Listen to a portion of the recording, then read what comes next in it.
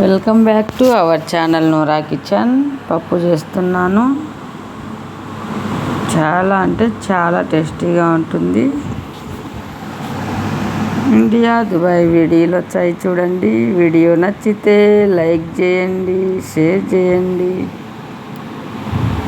ఈ కందివేళ్ళ పప్పు చాలా సింపుల్గా తయారైపోతుంది.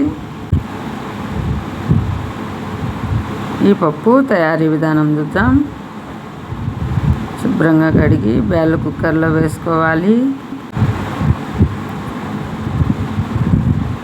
శుభ్రంగా కడిగిన టమోటా ముక్కలు వేసుకోవాలి, మీడియం సైజు ముక్కలు. నేనైతే ఎండబెట్టిన మిరపకాయలు వేస్తున్నాను. పూర్తిగా ఎండిపోయిన మిరపకాయలు చూడండి. పచ్చిమిరపకాయలను ఎండబెడితే ఇలా తయారవుతాయి. ఉడికితే పచ్చిగా అయిపోతాయి.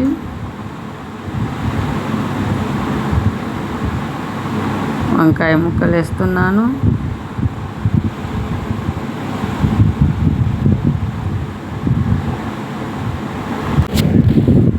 గోవాకు వేసుకోవాలి. తగినన్ని నీళ్లు వేసుకోవాలి.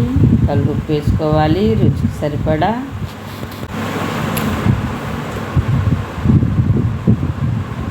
రెండు టేబుల్ స్పూన్లు పసుపు వేసుకోవాలి.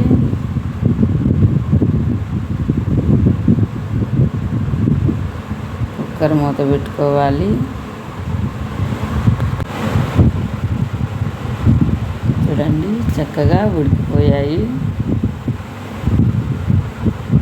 5 విజిల్ల తర్వాత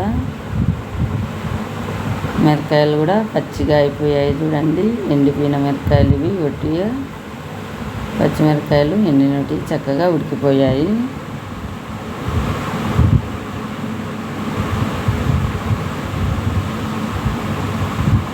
చూడండి చక్కగా ఉడికాయి కందిబ్యాళ్ళు.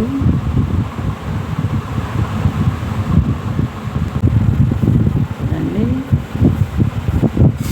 పప్పు మెత్తగా రుద్దుకోవాలి. ఇలా రుద్దుకోవాలి. చూడండి నేనైతే ఈ పప్పులో వంకాయలు చాలా వేశాను. చక్కగా రెడీ అయిపోయింది పప్పు.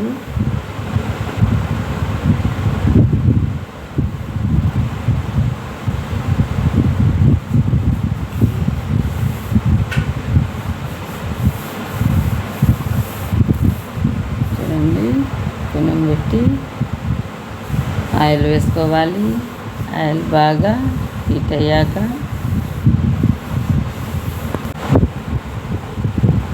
ఎర్రగడ్డ ముక్కలు, తెల్లగడ్డ పాయలు, కరివేపాకు, తిరువాతి గింజలు వేసుకోవాలి. సాసులు, జీలకర్ర మంట హై ఫ్లేమ్లో పెట్టుకొని తర్వాత కలర్ చేంజ్ అయ్యేలా వేయించుకోవాలి. చూడండి కాస్త వేగాలి. ఈ తెల్లగడ్డలను కాస్త ఇలా నల్లగొట్టుకోవాలి పెనంలో.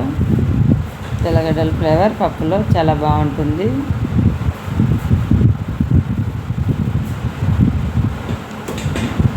ఇప్పుడు తిరువాత వేగాక పప్పు వేసుకొని కలిదిప్పుకోవాలి. చాలా అంటే చాలా టేస్టీగా ఉంటుంది. రైస్ లేకైనా, సంగటి లేకైనా, రోటీ లేకైనా మీరు కూడా ఇలా ఒకసారి ట్రై చేయండి. చూడండి చక్కగా రెడీ అయింది. వీడియో నచ్చితే లైక్ చేయండి, షేర్ చేయండి. ఇండియా దుబాయ్ వీడియోలు వచ్చాయి చూడండి. మీరు కూడా ఇలా ఒకసారి ట్రై చేయండి. చాలా అంటే చాలా టేస్టీగా ఉంటుంది. కందివేళ్ళల్లో గోవాకేసి ఒకసారి ట్రై చేయండి. ఈ వీడియో చూసేయండి.